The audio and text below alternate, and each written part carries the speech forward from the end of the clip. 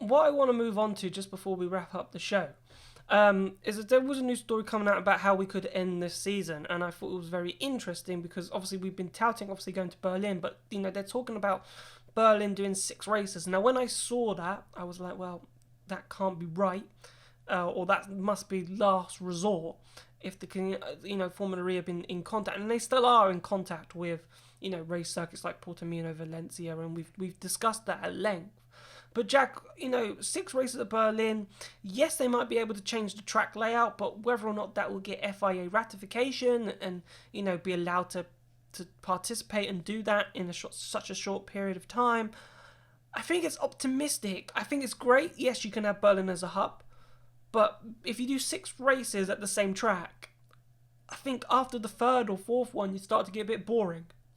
Yeah, no, I'm not so sure about Formula One doing 2 races back to back, but I think that's also the format that they do, because they have all the practice on Friday and then practice quality Saturday, then race on Sunday, and that 2 weeks in a row at the same track I don't think will work.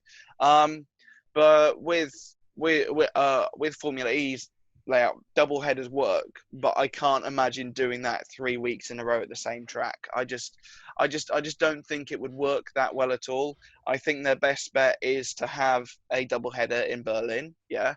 And harking back 35 shows ago, I said Berlin and Valencia will end out the season. And who knows, maybe throw a Donington Park in there as well.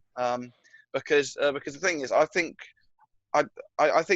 this whole scenario is ending kind of a lot quicker than we thought it would, because we're seeing IndyCar go back to racing this weekend. Formula One are going to be back in about a month's time. MotoGP,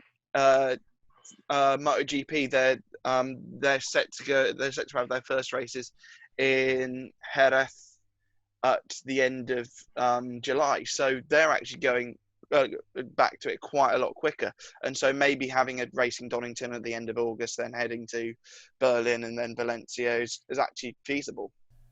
I think it's a good idea, Ed, but I think it must be a last resort thing. I can't say it. And plus, what about this event thing? Like, we went to Saudi Arabia and we had 2 races there, but that counted as one event, so that's not a race.